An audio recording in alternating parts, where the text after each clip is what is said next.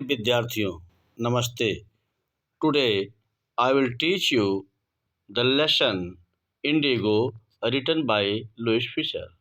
प्रिय विद्यार्थियों, आज हम आपको कक्षा 12 अंग्रेजी के पाठ इंडिगो के हिंदी में सारांश बताते हुए इस पाठ के मूल तत्वों को बताने का प्रयास करेंगे। प्रिय विद्यार्थियों, यह पाठ राष्ट्रपिता महात्मा गांधी को समर्पित है। इस पाठ में महात्मा गांधी द्वारा स्वतंत्रता प्राप्ति आंदोलन के समय नील नामक जो आंदोलन प्रमुख आंदोलन था उसके बारे में विस्तृत वर्णन के साथ आप लोगों को बताया गया है। प्रिय विद्यार्थियों, यह पाठ गांधी जी के जीवन की उस घटना पर आधारित है जिसमें उन्होंने नील की खेती करने वाले बंधुआ किसानों को अंग्रेज जमींदारों से मुक्त कराया था तथा उन्हें न्याय दिलवाया था। लेखक लुईस फिशर जब 1942 में गांधी जी से उनके आश्रम सेवाग्राम में मिला तो उन्होंने उसे बताया कि किस प्रकार उन्होंने 1917 में अंग्रेज़ों से भारत छोड़ने को कहा था। जब गांधी जी 1916 में भारतीय राष्ट्रीय कांग्रेस की वार्षिक सभा में शामिल होने लखनऊ गए थे तो वहां उन्हें राजकुमार शुक्ला नामक किसान ने चंपारण आने को कहा था। चंपारण इस समय बिहार में है। वह गांधी जी के साथ सभी स्थानों पर घूमता रहा जब तक उन्होंने उसे कलकत्ता, जिसे अब कोलकाता कहते हैं, में मिलने की सहमति नहीं दी। जब गांधी जी कलकत्ता आए तो राजकुमार शुक्ला उन्हें वकील राजेंद्र प्रसाद के घर ले गया जो उस समय शहर में नहीं थे। गांधी जी ने चंपारण में पहले मार्ग में पड़ने वाले मुजफ्फरपुर में रुककर जानकारी इकट्ठा करने का फैसला किया। वहां वे प्रोफेसर मालकानी के घर 2 दिन रुके जो एक सरकारी विद्यालय में अध्यापक थे। गांधी जी के आगमन तथा उनके उद्देश्य का समाचार पूरे मुजफ्फरपुर में फैल गया तथा वहां बंधुआ किसानों का इकट्ठा होना आरंभ हो गया। गांधी जी ने वकीलों से मुलाकात की तथा उन्हें किसानों से फीस लेने के लिए फटकार लगाई। उन्होंने कहा कि कानूनी न्यायालय व्यर्थ थे जब तक किसान अपने डर से मुक्त नहीं होते। चंपारण की अधिकांश कृषि योग्य भूमि अंग्रेज लोगों के स्वामित्व में थी जिन पर बंधुआ किसान काम करते थे। उन्हें भूमि के 3/20 भाग या 15% में नील की खेती करनी होती थी तथा संपूर्ण फसल को जमींदारों को सौंपना होता था। ऐसा लंबी अवधि के अनुबंध द्वारा किया जाता था।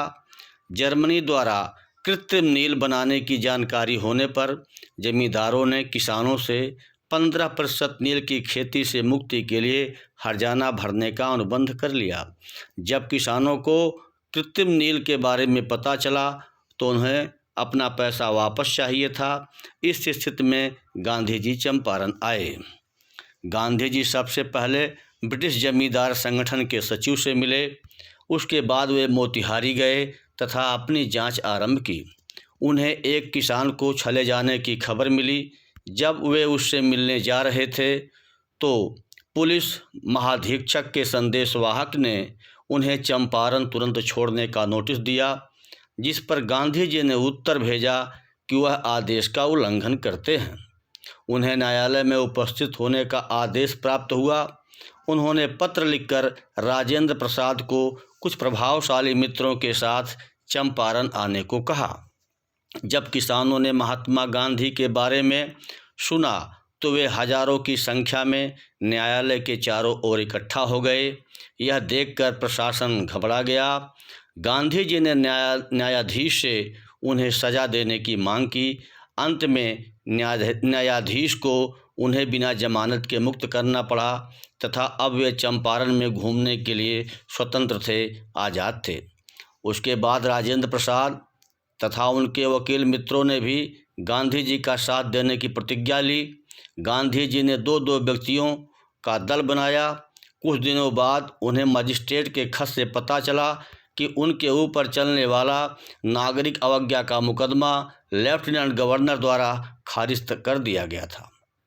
गांधी जी तथा उनके मित्रों ने किसानों की समस्याओं की जांच की।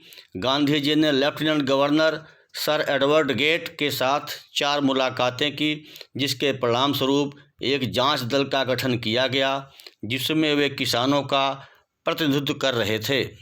जांच दल को बड़े जमींदारों के खिलाफ बहुत सारे सबूत मिले, जिन्हें देखकर वे पैसा वापस करने को सहमत हो गए। गांधी जी ने सबकी आशा के विपरीत 25% राशि ही स्वीकार कर ली, क्योंकि पैसों से ज़्यादा जमींदारों का अभिमान झुकना महत्वपूर्ण था। किसानों को पता चल चुका था कि उनके पास भी अधिकार थे। कुछ वर्षों में नील की खेती गायब हो गई। गांधी जी ने चंपारण की स्थिति को सुधारने के लिए देशवासियों को पुकारा, देशवासियों का आह्वान किया तथा देश के विभिन्न भागों से लोग चंपारण आ गए। 6 गांवों में प्राथमिक विद्यालय खोले गए तथा गांधी जी ने एक डॉक्टर की व्यवस्था कर दी। चंपारण में रुकने के दौरान गांधी जी ने आश्रम पर भी ध्यान रखा तथा समय समय पर पत्र द्वारा उन्हें निर्देश भेजा। चंपारण की घटना उनके जीवन को परिवर्तित करने वाली थी। उनका कहना था कि अंग्रेज उन्हें उनके देश में आदेश नहीं दे सकते थे। चंपारण का आंदोलन गरीब किसानों को दबाने के कारण ही उत्पन्न हुआ था। वे असली आज़ाद बनाना चाहते थे, जो अपने पैरों पर खड़ा हो सके। चंपारण आंदोलन में एक अंग्रेज जो गांधी जी का बहुत बड़ा भक्त बन चुका था, उसे गांधी जी के साथ उनके साथी अपने साथ रखना चाहते थे, परंतु गांधी जी ने यह कहते हुए मना कर दिया कि हमें अपने आप पर विश्वास होना चाहिए तथा किसी व्यक्ति की मदद यह सोचकर नहीं लेनी चाहिए कि वह एक अंग्रेज है। आत्मविश्वास, भारतीय आज़ादी तथा बंधुआ किसानों की सहायता सब एक साथ बंधे हुए हैं। इस प्रकार यह कहानी हमें महात्मा गांधी जी के जीवन वृत्त के बारे में महत्वपूर्ण संदेश देते हुए उनके आंदोलन की झलक प्रदान करती है और हमको यह शिक्षा देती है कि हमें अन्याय का प्रतिकार करना चाहिए। किसी भी स्थिति में अन्यायी शासन और अन्याय करने वाले लोगों के समक्ष आत्मसमर्पण नहीं करना चाहिए। प्रिय विद्यार्थियों, गांधी जी का व्यक्तित्व, उनका कृतित्व और उनका व्यवहार पूरे विश्व के लिए, संपूर्ण मानव जाति के लिए एक आदर्श है और मर्यादा से परिपूर्ण है। निसंदेह यह पाठ, जो कि नील की खेती से संबंधित है, हमें यह शिक्षा देता है कि अंग्रेज़ों ने किस तरह से भारतीय किसानों को, चंपारण के किसानों को उत्पीड़ित करते हुए उनका दोहन किया और नील की खेती करने के लिए जबरन उन्हें बंधुआ बनाया। मुझे विश्वास है कि गांधी जी के इस आंदोलन के बारे में आपको अवश्य जानकारी प्राप्त कर इसके बारे में और भी कुछ पढ़ने की जिज्ञासा उत्पन्न होगी। अतः आप लोग सतत अध्ययन करते रहें और इस विषय में आत्ममंथन करते रहें। जय